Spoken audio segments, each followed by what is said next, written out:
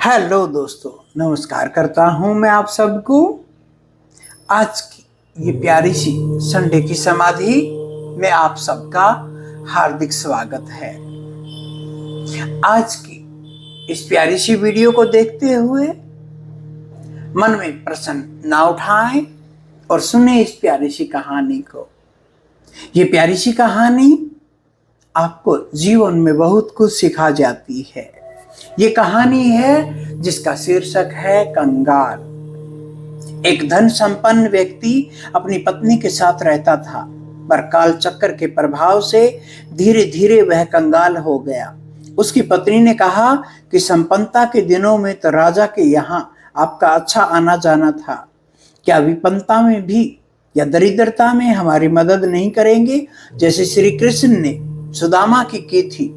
पत्नी के कहने से वह भी सुदामा की तरह राजा के पास गया।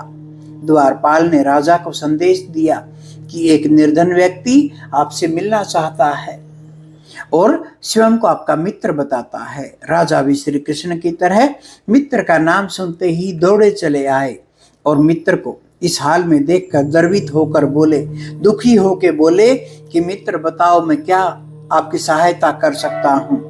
मित्र ने सकुचाते हुए अपना हाल कह सुनाया।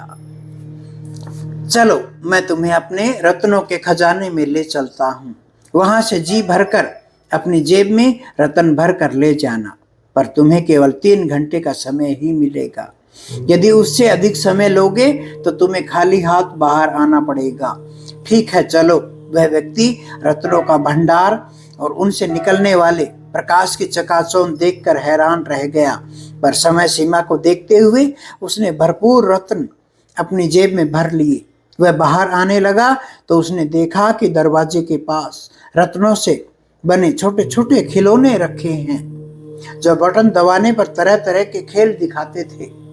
उसने सोचा कि अभी तो समय बाकी है, क्यों न थोड़ी देर इनसे खेल लिया जाए।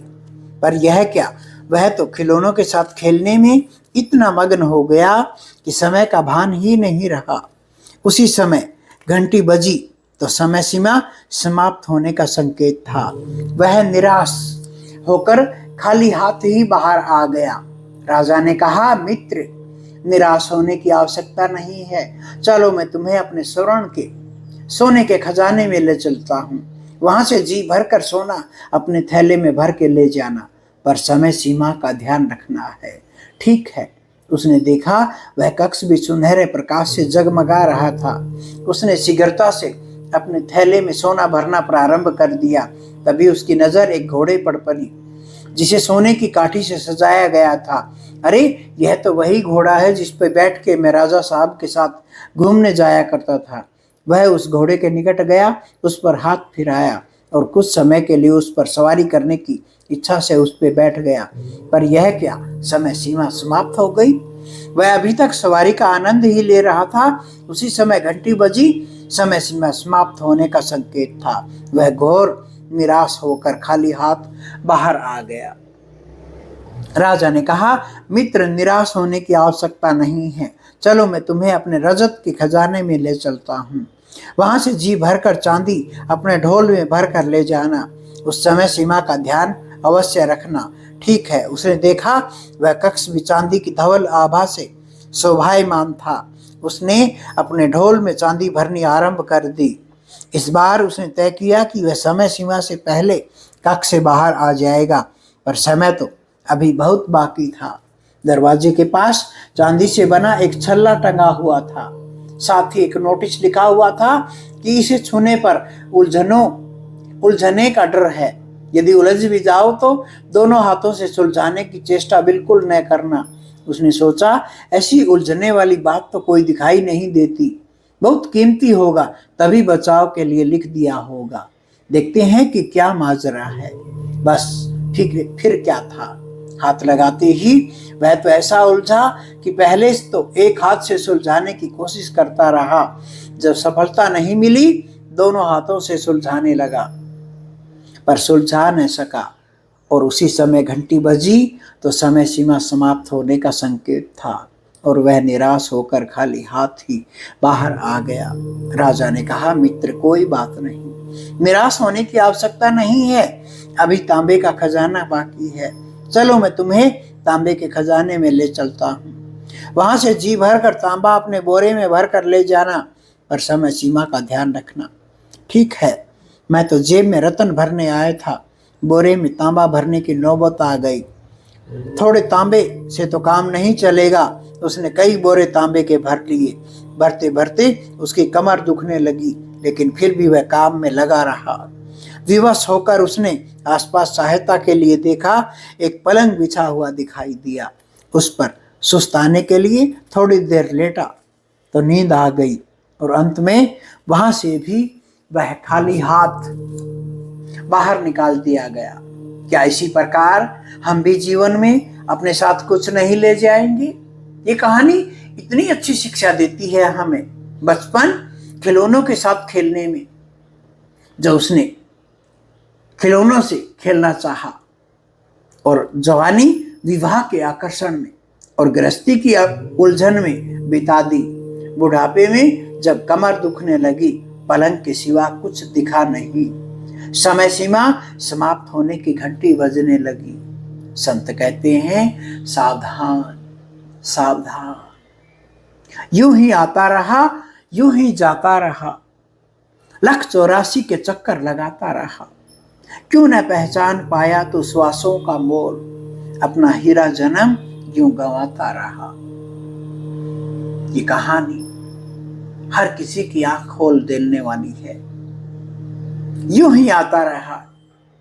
जन्मों जन्मों से हमने जन्म ले लिए हैं। बार बार मैं कहता हूं, जन्मों से हम जन्म लेते रहे हैं, पर हम सीख नहीं पा रहे। यूं ही जाता रहा। हर बार मौत आती है, हर बार कान पकड़ के सजदे करते हैं, हर बार कान पकड़ के अपने आप को झुकाते हैं परमात्मा के आगे। हे परमात्मा, एक जन्म और, अब की बार सुधर जाऊंगा। और परमात्मा 24 घंटे हमें समझाने में लगा रहता है। कभी हमें माता पिता समझाते हैं, कभी हमें पत्नी समझाती है, कभी हमें कोई ना कोई परमात्मा के भेष में आके समझा जाता है। पर हमारी आंखें इतनी बेहोश हैं, इतनी अंधेरे से भरी हैं कि हम लोग भूल जाते हैं सब कुछ। इस मोह माया में पड़ के हम समय सीमा को भूल जाते हैं। आधा जीवन हम जी चुके, फिर भी हम अभी समझ नहीं पा रहे। कब समझेंगे हम लोग? 184 का चक्कर लगाता रहा। देखा, इतने जन्म बीत चुके हैं, लाखों जन्म बीत चुके हैं। क्यों न पहचान पाया तो श्वासों का मोल।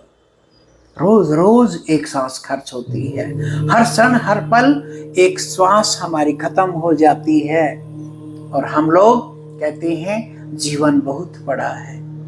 हम हर रोज कभी दुख में कभी सुख में पूरा जीवन यूं ही पूरा दिन बिता देते हैं।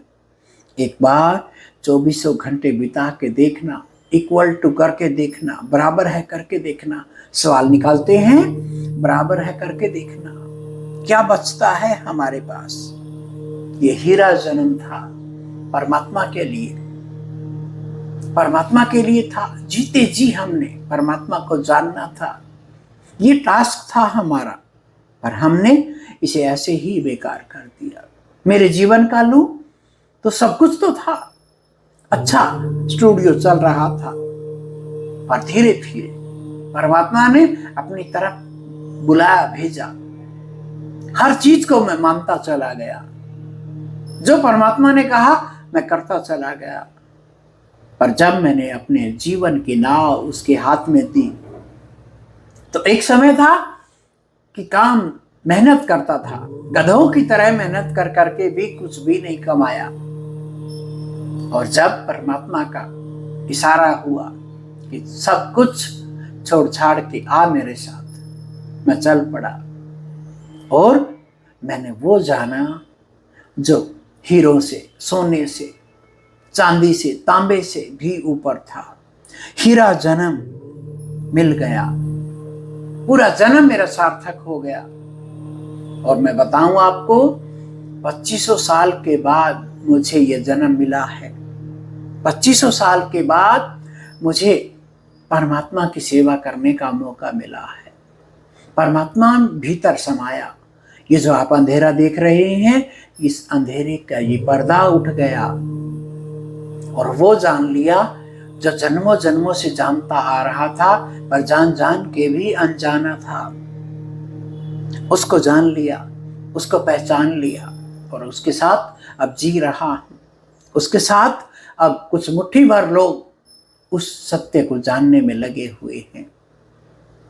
इस दो दिमाग हमारे, इन्होंने हमें हमेशा भरमाया है। हमेशा ये हीरा जन्म ऐसे ही हमारा जाता जा रहा है।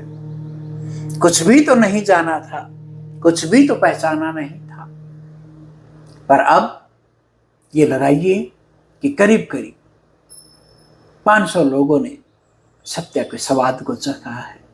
पर मैं विदा कर देता हूं। गुरु वही है जो शिष्य को उसकी पूर्ण त्याग से पूर्ण कर दे और फिर आगे बढ़ा दे कि अब बांटिए। पहले लीजिए, फिर उसके बाद बांटिए। आप अपने तरीके से बांटिए। ये नहीं सारी उम्र गुरु का पिछलग्गू बन के रहे। नहीं, अब तुम जाओ, बांटो। तुमने जो पाया है अब बांटो। तुमने ही अपने मुख से कहा है, अहम ब्रह्मास्मि, मैं अपनी तरफ से कभी कोई भी चीज थोपता नहीं हूं। सब कुछ वो अपने आप अनुभव से लेता है। तो सभी शिष्यों ने अपने मुख से ये बोला है, अहम ब्रह्मास्मि, मैं ब्रह्म हूं। उस ब्रह्म को जाना है उन्होंने और उस ब्रह्म को ही अब वो जनवा रहे हैं। तो आप भी पीछे मत हटिएगा। जहां भी गुरु मिले, जरूरी नहीं कि मैं ही, नहीं, जहां भी गुरु मिले आप जाइए, पहचानिए और अपने अनुभव को अपने भीतर उतार लीजिए। आपका जीवन ये अनमोल है, ये हीरा जन्म है, इसको आप मत गंवाइए। इस हीरा जन्म को आप आगे आगे बढ़ के इसको भुना लीजिए। परमात्मा में डूबना ही होगा, इस जन्म में नहीं, अगले जन्म में। तो ये जन्म बेकार मत करिए। हमारे दादा परदादा सभी ने इस जन्म को साधने की कोशिश की है, पर बेकार गया। कोई शिक्षक होके रह गया, कोई गुरु बन के बैठ गया, कोई पंडित होके बैठ गया। नहीं, अपने आप को शिष्य बनाइए और झुका दीजिए अपने ही चरणों में। आपका परमात्मा आपके भीतर बैठा है, आप अपने परमात्मा के आगे झुकिए। किसी के आगे झुकने की जरूरत नहीं है। आपको आप हो जाना है। आपको कोई आजाद नहीं होना, कोई ओशो नहीं होना, कोई भी गुरु नहीं होना। तुम स्वयं जैसे हो जाओ, 100% तुम स्वयं जैसे हो जाओ, तब बात बन जाती है। तब उस परमात्मा की दया दृष्टि होती है आप पे और आप अपने अमृत को जान लेते हो।